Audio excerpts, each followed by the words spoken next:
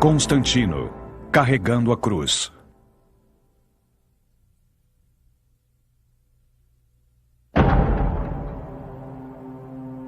No terceiro século depois de Cristo, o Império Romano estava em crise. Sofria ataques externos e passava por divisões internas. Foi preciso um soldado para reunificar o Império. Ele o fez em nome de um único Deus e mudou o curso da história. Seu nome era Constantino.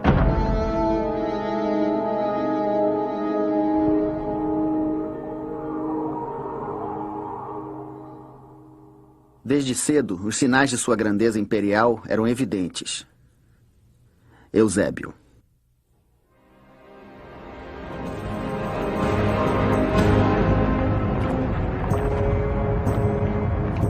No terceiro século, o Império Romano estava em estado de sítio.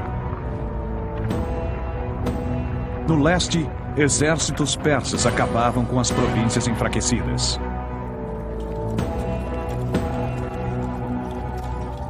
No oeste, os bárbaros estavam rompendo as fronteiras.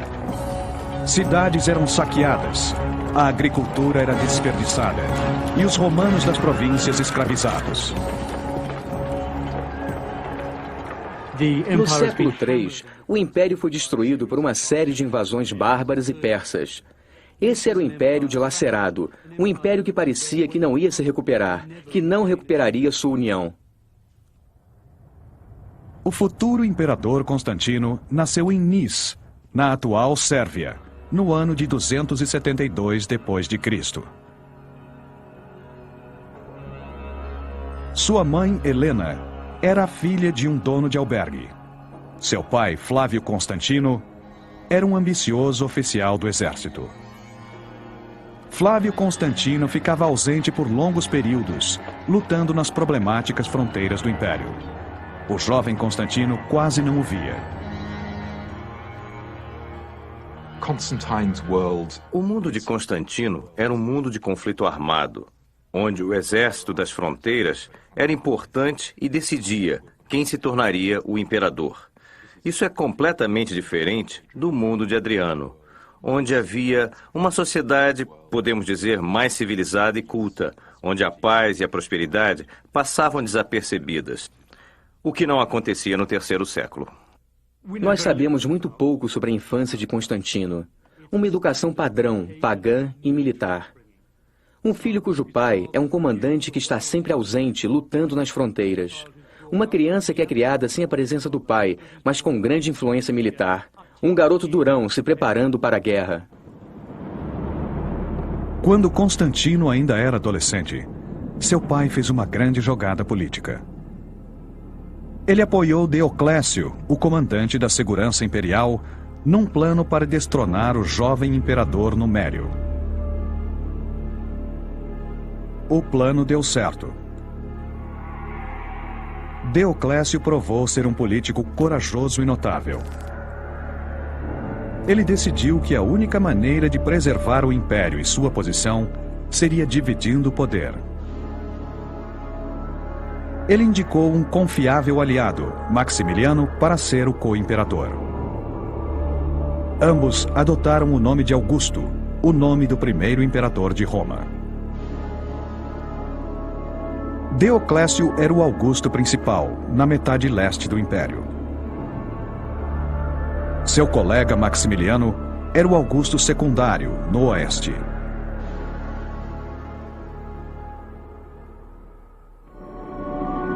O pai de Constantino era um político oportunista. Ele abandonou sua esposa Helena e se casou com uma enteada de Maximiliano. Foi uma jogada inteligente. Depois de 4 anos, Deoclésio decidiu que mesmo 2 homens no poder não conseguiriam administrar o império. Ele criou a Tetrarquia, um governo por 4 membros. Cada Augusto escolheria um representante sob o título de César. Deoclésio escolheu Galério. Maximiliano escolheu seu novo genro, Flávio Constantino. A realização de Dioclécio é, de certa forma, paradoxal. É o reconhecimento de que, para se conquistar a união, você tem que começar com a divisão. Dividir o império em 4 áreas facilitou a distribuição das tropas pelas fronteiras. Eu acho que o alvo de Dioclécio era a união, mas ele percebeu que dividindo o império em 4 unidades separadas era o caminho. Roma havia deixado de ser a sede do poder imperial. Estava longe das fronteiras e fora desbancada por cidades mais estratégicas, onde os 4 homens se estabeleceram. Deoclécio na Nicomédia, Galério na Antioquia, Maximiliano em Milão e o pai de Constantino, Flávio Constantino, em Trier, perto do rio Reno. Constantino, aos 21 anos, logo se envolveria em intrigas imperiais. Seu pai havia lhe pedido para fazer um outro casamento político, com outra filha de Maximiliano, mas Constantino se recusou. Ele queria fazer sua própria escolha. Mas as ordens de Deoclécio não podiam ser recusadas. Ele levou Constantino como refém para garantir sua fidelidade. O teimoso Constantino viajou para Nicomédia, a corte de Dioclécio, o verdadeiro coração do poder imperial. Ele tinha uma excessiva ambição pela glória.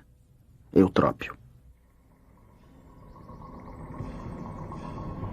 Deoclécio estava confiante de que seu governo, com 4 representantes, estabilizaria o império. Ele então ordenou que suas legiões atacassem. Galério, seu representante, foi mandado em campanha contra os samaritanos, que moravam do outro lado do rio Danúbio. Constantino foi com ele e logo se sobressaiu na batalha. Quando Constantino, ainda jovem, estava servindo na cavalaria contra os samaritanos, ele agarrou pelos cabelos um furioso selvagem e o atirou aos pés do imperador Galério. O imperador o mandou para um pântano, onde ele seguiu cavalgando, chegando até o inimigo, matando vários e conquistando a vitória. Anônimo. Constantino, ao lado de Galério, marchou rumo ao leste, chegando ao Império Persa.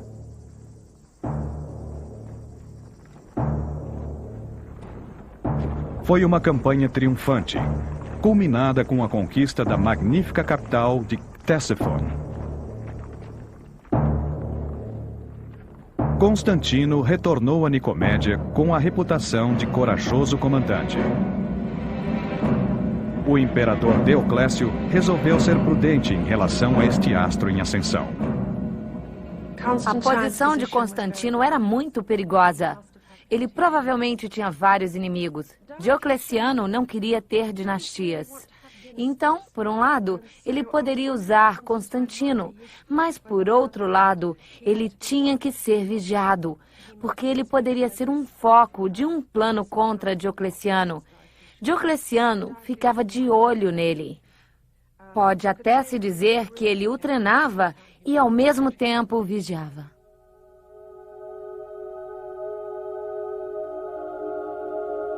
No grande palácio de Diocleciano, Constantino assistiu às preparações para uma nova campanha. O novo inimigo era uma seita religiosa, o cristianismo. É muito difícil saber que proporção da população nessa época era cristã. Existem opiniões diferentes, mas não era mais do que 10%, mas provavelmente uns 2%, pouca coisa. Mas aparentemente eles estavam concentrados em cidades, principalmente nas cidades do leste, onde se falava grego, e no círculo de alguns membros proeminentes do governo.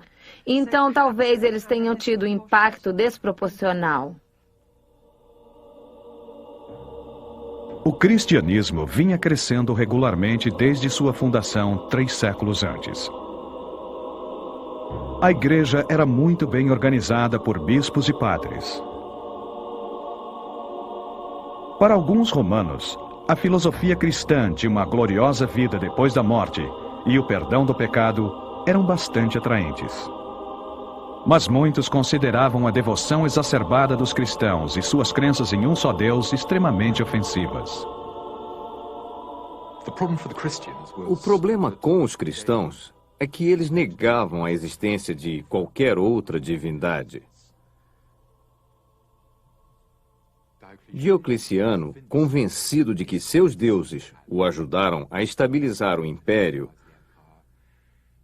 queria que todos os habitantes do império, todos, sem exceção, adorassem seus deuses. Existia um acordo. Você me adora, eu te ajudo. Os cristãos quebraram esse acordo. Deoclésio, encorajado por seu cruel representante Galério, ordenou a perseguição aos cristãos. Em 24 de fevereiro de 303 d.C., um édito de perseguição foi anunciado. Igrejas foram demolidas, bíblias queimadas, suspeitos cristãos foram presos. Os que se recusaram a se converter foram presos, torturados e executados.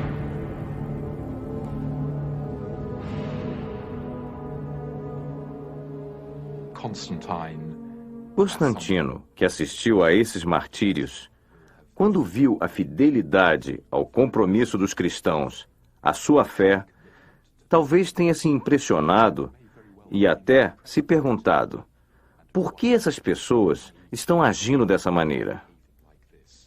Agindo de uma maneira anti-romana e, ao mesmo tempo, agindo de uma forma extremamente corajosa. Tanto a coragem quanto a fé seriam necessárias para que Constantino alcançasse suas ambições políticas na sua jornada imperial.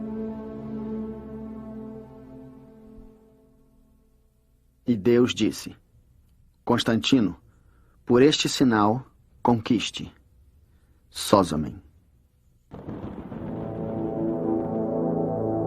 Depois de 30 anos no poder, a saúde de Diocleciano começou a enfraquecer. Ele decidiu descansar e nomeou Galério como imperador do leste. O pai de Constantino se tornou um Augusto e governador do oeste. Constantino esperava ser um dos novos Césares. Flávio Constantino tinha um filho, Constantino, um jovem da mais alta integridade, digno de ser um César.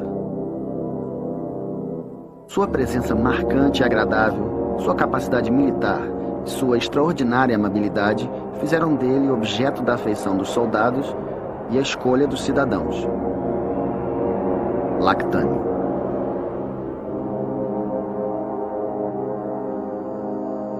Galério não queria permitir uma dinastia rival no oeste. E Constantino não foi o escolhido.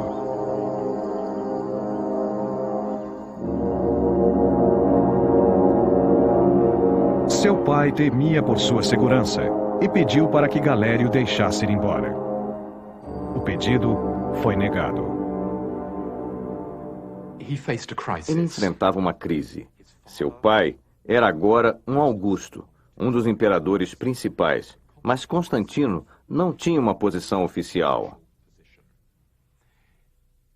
Sua vida estava em perigo.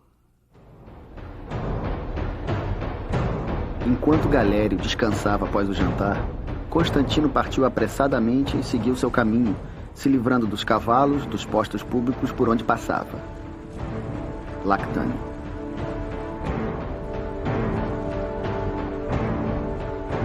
Constantino cavalgou centenas de quilômetros até a costa da Gália.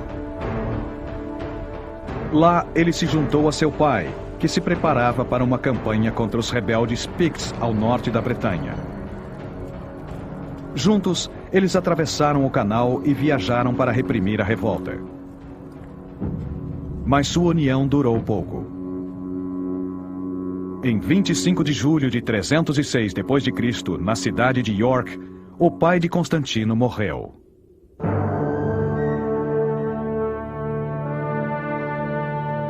Logo depois, as tropas declararam seu popular filho Constantino o novo imperador da Bretanha e da Gália.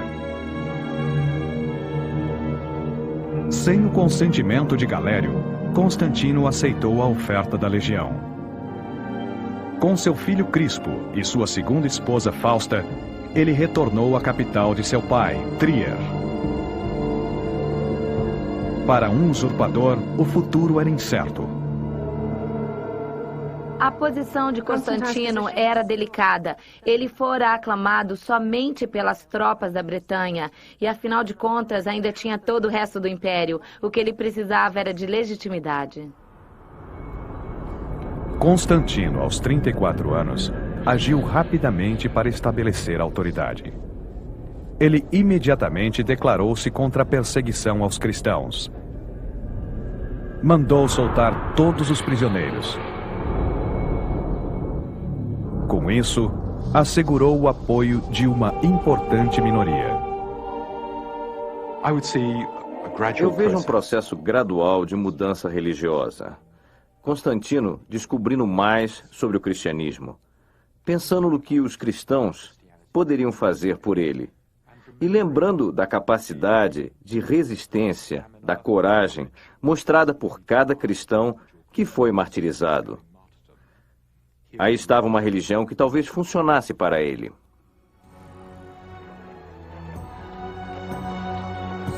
Constantino então resolveu reagir, liderando uma série de bem-sucedidos ataques contra os bárbaros além do Reno.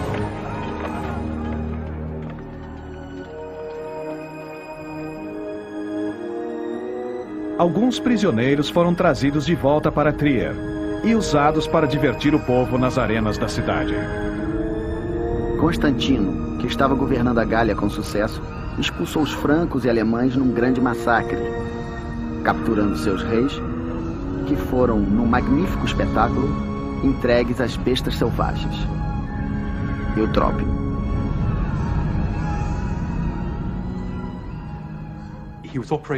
Ele estava operando, seguindo as regras da tetrarquia. E eu acredito que ele se via como um habilidoso e poderoso tetrarca, um governante de parte do mundo romano. Mas na medida que seu governo sucedia, sua ambição e sua autoconfiança também aumentavam. Em pouco tempo, Constantino tinha o controle do oeste, mas o centro do império, Roma, Itália e África do Norte, haviam sido conquistados por um outro usurpador, Maxêntio. No início do ano 312, Constantino atravessou os Alpes até a Itália para conquistar esses territórios. Ganhou 2 batalhas no norte, e então marchou para Roma. Maxêntio demoliu todas as pontes sobre o rio Tibre e preparou seu exército para a batalha decisiva. O exército de Constantino acampou próximo às ruínas da ponte Milvia. Constantino fez uma dramática declaração às suas tropas. Ele disse ter tido uma visão divina.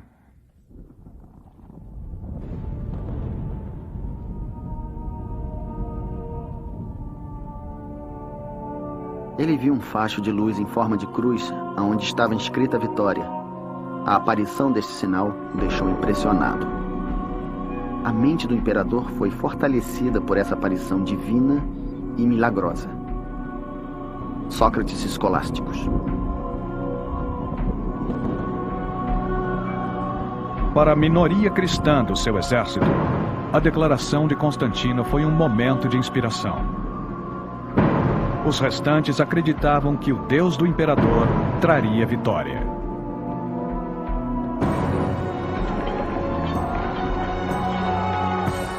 A batalha foi sangrenta e rápida. As forças de Constantino esmagaram seus oponentes, que fugiram em pânico de volta para Roma.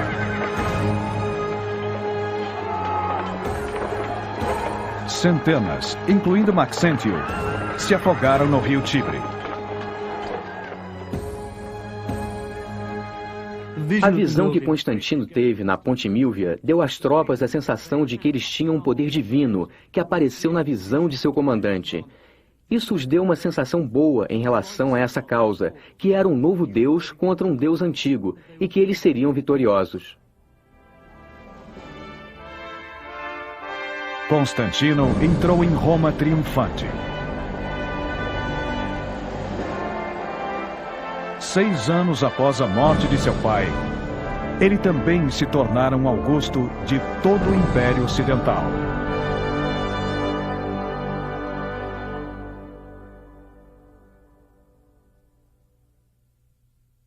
A unidade do Império Romano fora dignificada com um único poder supremo: Eusébio. No leste, o imperador Galério morreu. Foi sucedido por um competente general chamado Lucínio, com quem Constantino imediatamente fez um pacto. Deu a ele a mão de sua irmã Constantina em casamento.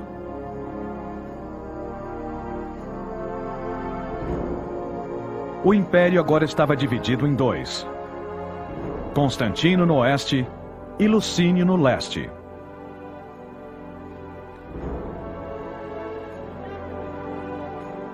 Constantino começou a promover sua popularidade com o povo romano. Construiu muitos prédios e realizou projetos extravagantes. Completou a obra de uma vasta basílica. Restaurou o Circo Máximo e construiu o maior arco do triunfo em Roma. Constantino fez tudo certo quando ele tomou Roma de Maxêntio. Ele triunfou. Ele convidava as pessoas para jantares. Ele construiu monumentos. Ele fez exatamente tudo que os senadores esperavam que um imperador fizesse. Ele mostrou ter respeito pela capital antiga do império.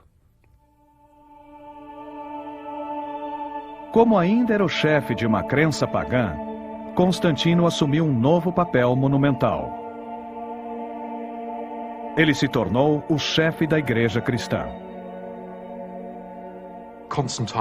Constantino descobriu rapidamente que ele ia ter um relacionamento muito próximo com a hierarquia cristã. Esperava-se dele uma posição em relação à disciplina cristã e também à doutrina cristã. Ele é o árbitro da Igreja Cristã, assim como o responsável pelo mundo romano secular. Ele assumiu uma tremenda responsabilidade religiosa, coisa que nenhum outro imperador havia feito. Mas Constantino não queria ser atacado por disputas teológicas. Estava determinado a unir todo o Império Romano. Com políticos romanos antigos, ou você progride ou você morre. O preço do fracasso é sempre a morte. Se você decide jogar o jogo, tudo pode acontecer. Constantino quebrou seu pacto com Lucínio e marchou em direção aos Balcãs. Depois de 2 batalhas desesperadas, chegou-se a um impasse. Lucínio acenou com a paz e concordou em reconhecer Constantino como o grande imperador. Mas não foi suficiente. A partir do ano 312, ele se estabeleceu no oeste como um governante cada vez mais poderoso. Aos poucos, ele assume o controle das províncias balcânicas e, com o seu papel de defensor da Igreja Cristã, ele adquire mais interesses no leste. E as pessoas no leste estão querendo a sua proteção. Eles têm esperanças de que ele venha. Querem a sua presença. Por volta de 324 d.C., Constantino mais uma vez declarou guerra contra Licínio. Houve uma imensa batalha em Adrianópolis. Constantino, com 52 anos, foi ferido na coxa, mas mesmo assim liderou seus homens à vitória.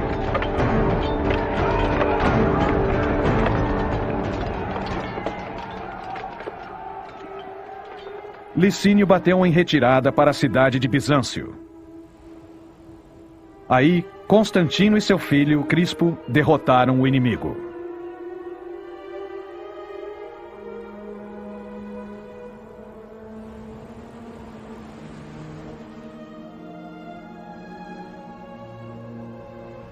Apesar dos apelos da sua irmã por misericórdia, Constantino mandou executar seu cunhado. A guerra civil contra Licínio foi uma guerra grande e suja. Às vezes pode parecer que é Constantino empreendendo uma cruzada cristã, levando o cristianismo ao leste do império. Mas podemos ver por um outro lado. Para mim, é uma guerra civil brutal e desnecessária. Não tinha necessidade de atacar Licínio. Ele era eficiente, ele era um bom imperador, ele não era tirano. O ataque de Constantino foi uma demonstração de poder cínica que pode ser disfarçada pelas causas cristãs, mas a realidade é outra. O vitorioso Constantino agora construiria uma nova Roma no leste.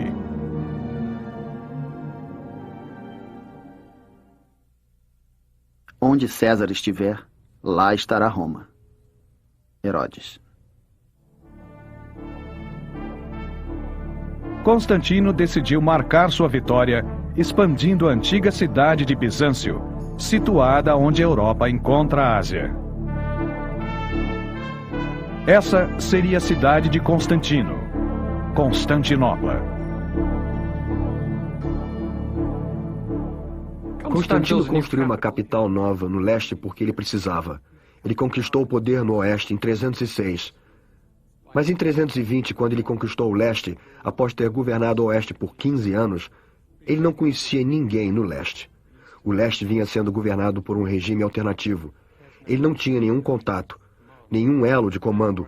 Então eu acho que foi estritamente uma necessidade política que o levou para o leste.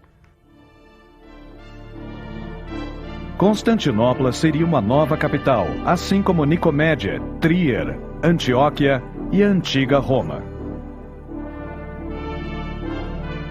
Mas o imperador queria que sua capital fosse maior do que as outras. Dizia-se que ele estava construindo a nova capital e mudando a capital de Roma para Constantinopla. Mas eu acho que, na verdade, era um processo lento. Constantinopla, enquanto cidade importante e capital, demorou a se desenvolver. Podemos até dizer que ele estava construindo a cidade que seria a sede do poder. Tinha um centro cerimonial, ele construiu um palácio, tinha o Senado.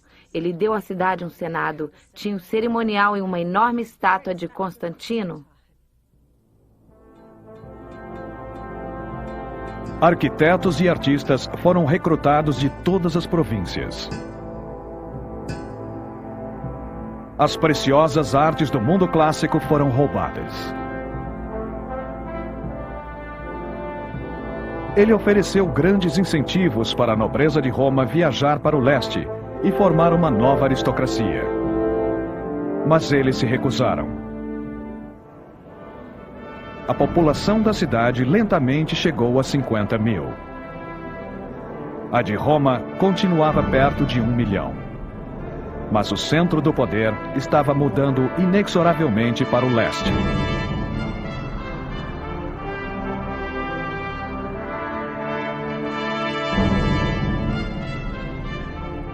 Constantino, assim como Diocleciano antes dele, adotou o estilo excessivo dos potentados orientais. Usava roupas elaboradas, muitas joias, perucas, perfumes e uma coroa de pérolas. Vivia cercado de bajuladores, escribas, arquivistas, sacerdotes e eunucos.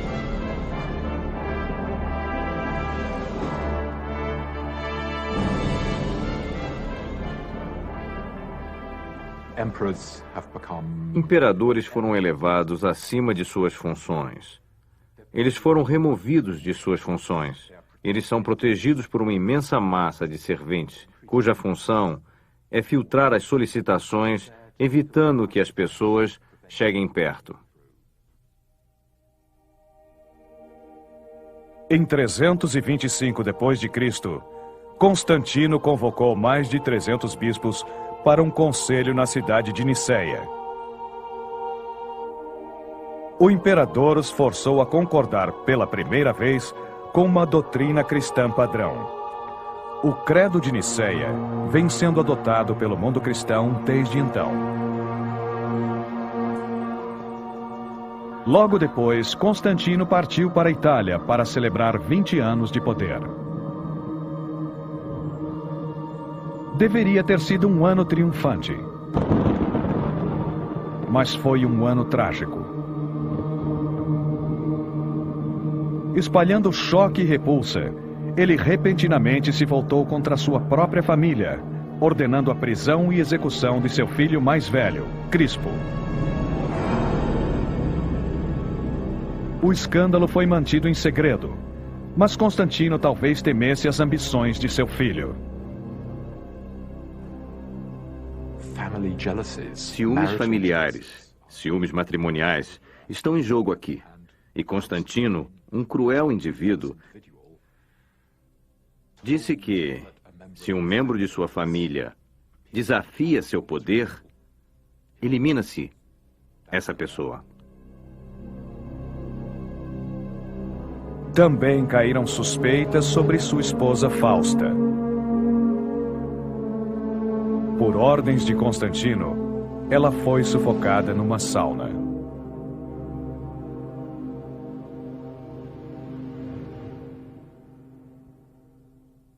Foi uma coincidência extraordinária, ou talvez não tenha sido coincidência, que ele, naquele período que ele estava na Itália, tenha decretado leis contra adultério, casamento e divórcio. E existe a possibilidade de que eles estivessem tendo um caso, que Crispo e Fausta estivessem tendo um caso. Ou então, podemos achar que foi um plano contra Constantino, mas é muito pouco provável. Não existe um motivo para essa suspeita.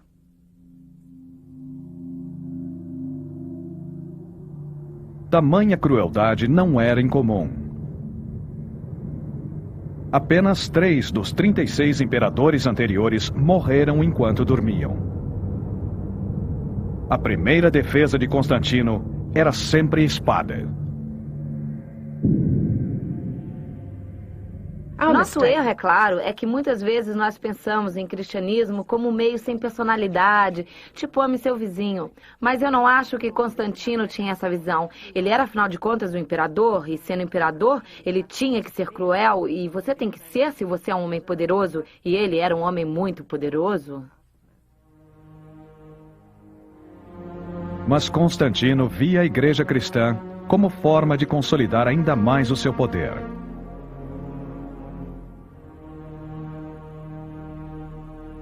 Constantino sabia que para um único Estado e um único imperador serem legítimos diante dos olhos do povo, que para o imperador ser visto como tendo a proteção dos céus, a religião cristã teria que conquistar o coração do império. Assim como muitos outros militares, Constantino associava o deus cristão com o deus pagão Sol. Ele fez de domingo o dia do Sol, um feriado público. Mas na corte, ele se comportava com fidelidade cristã. Estou totalmente convencido de que eu devo minha vida, minha respiração, meu ser, ao Deus Supremo. Constantino. O motivo pelo qual eu acho que ele era um cristão devoto é porque dá para sentir. Você percebe pelas cartas e documentos que ele nos deixou. E nós sabemos pelo seu biógrafo que ele pregava na corte às sextas-feiras. Ele juntava os súditos e eles achavam isso extraordinário. Ele os reunia, orava e então os repreendia. Vocês têm que melhorar, era o que ele basicamente dizia. Vocês têm que tomar jeito, senão vão todos para o inferno. Vão queimar no fogo eterno.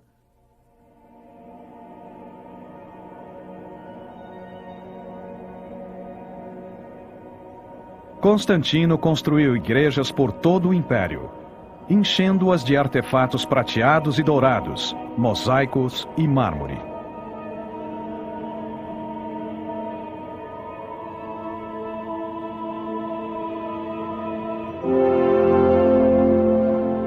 Ele fez de sua idosa mãe Helena uma líder da fé cristã e a enviou em romaria pelas cidades santas.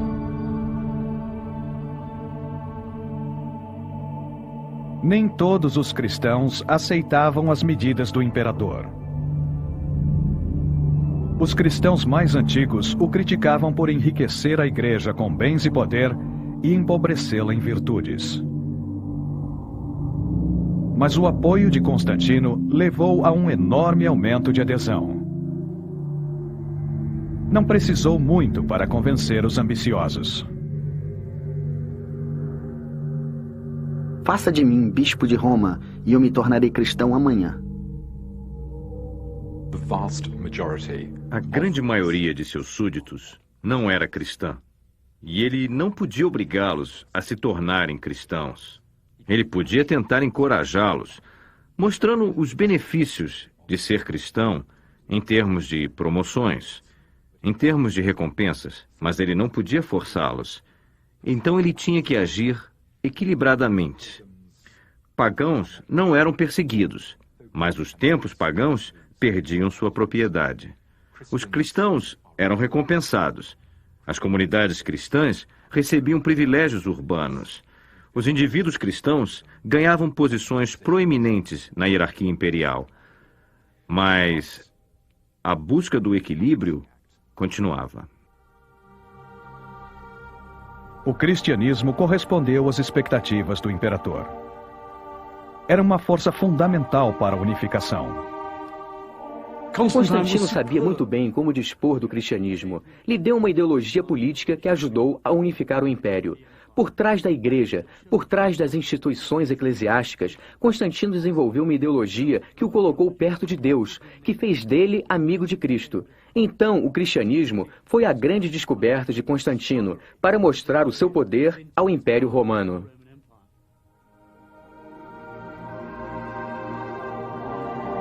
No próprio Palácio Imperial, numa grande placa colocada no meio do teto coberto de ouro, ele mandou colocar o símbolo do nosso Salvador, composto de uma variedade de pedras preciosas pregadas em ouro.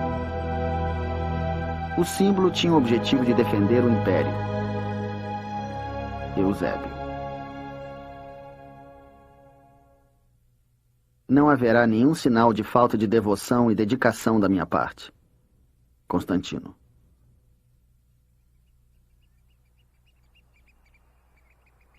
Constantino conquistou estabilidade política dentro do império. Mas as ameaças externas continuavam. Nas fronteiras do Reno e do Danúbio, o poder dos povos bárbaros aumentava. Viver em uma vizinhança ampla e violenta como o Império Romano faz com que as pessoas se organizem em grupos grandes, tanto para se defenderem como para interceptarem os bens do Império Romano. Então o Império Romano do século IV encarava uma oposição maior e mais organizada através das fronteiras do Reno e do Danúbio. Aos 58 anos, Constantino mais uma vez liderou seu exército ao outro lado do Danúbio. Ele perseguiu os godos e os samaritanos por suas terras e lhes impôs uma humilhante paz.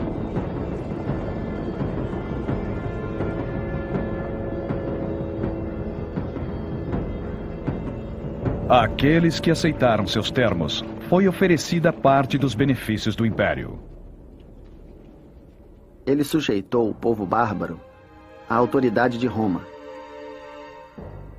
Ele alistou homens em idade militar no seu exército e, para outros, deu terras para suprir suas necessidades. Eusébio. A política de assimilação não era nova. Mas Constantino não podia evitar um vasto número de ávidos candidatos a terras ou se juntando ao exército. O Império Romano pode suportar um certo número de pessoas se incorporando a ele ao longo de um determinado período, mas quando não há equilíbrio, aí o processo de assimilação desmorona.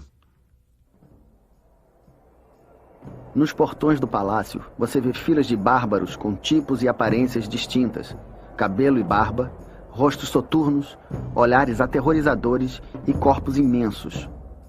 Alguns mascarados, alguns brancos como a neve e outros pretos como o ébano. Anônimo. Os altos custos da assimilação e defesa pesaram muito, sobretudo para os cidadãos que Constantino queria proteger. Quanto mais soldados no exército, mais salários a pagar. Quanto mais centros administrativos, mais burocratas a serem pagos. Quanto maior a corte imperial, mais servos para contratar. O equilíbrio entre produtores e os produtores agrícolas e os consumidores no exército e na burocracia mudou. Consome-se mais, produz-se menos. Isso quer dizer que o sistema que Constantino criou tem dentro dele mesmo a semente da sua própria destruição, se as coisas começarem a dar errado.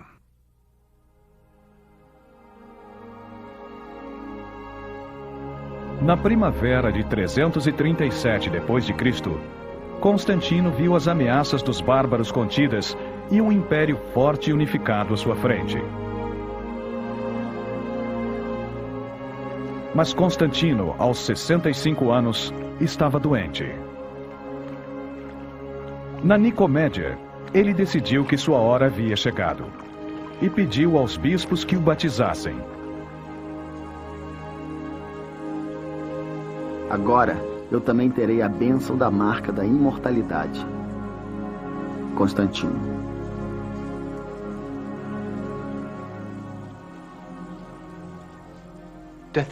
Ser batizado no leito de morte era muito comum no começo do cristianismo, porque o batismo eliminava seus pecados. Constantino queria morrer e ir para o céu como um homem sem pecados. Como imperador, ele cometeu muitos pecados. Matar seu filho mais velho e sua esposa são pecados enormes. Mas seu batismo eliminou esses pecados. E os eliminou para sempre.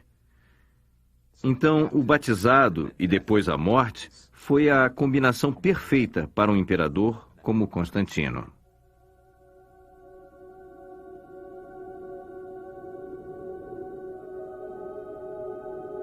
Ao final das cerimônias, ele se vestiu com um manto imperial radiante, tão brilhante quanto a luz. Reclinou-se num sofá totalmente branco e nunca mais aceitou vestir roxo.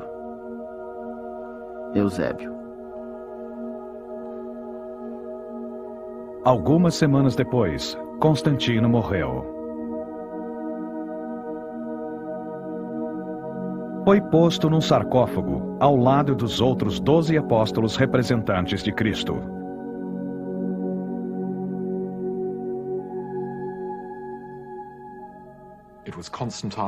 Foi Constantino, com sua conversão, através do seu sucesso como governante de todo o Império Romano, que permitiu que o cristianismo se tornasse a religião do Império.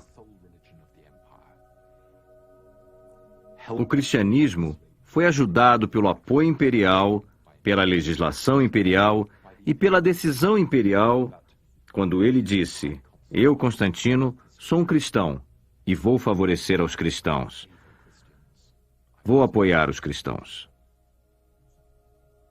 O fato de Constantino ter adotado o cristianismo teve uma importância fundamental na história do Império Romano.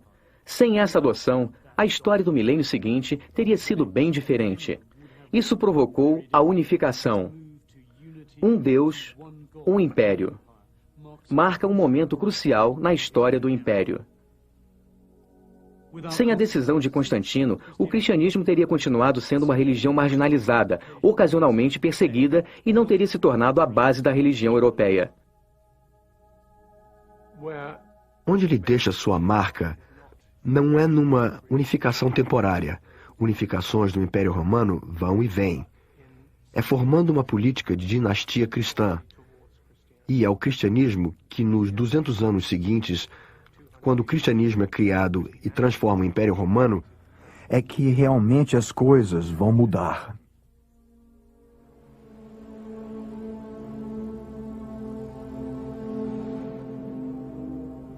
Constantino deixou sua marca na história.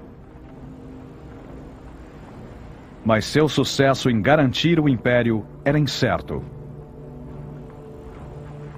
Durante os 70 anos seguintes, Roma foi saqueada pelos godos.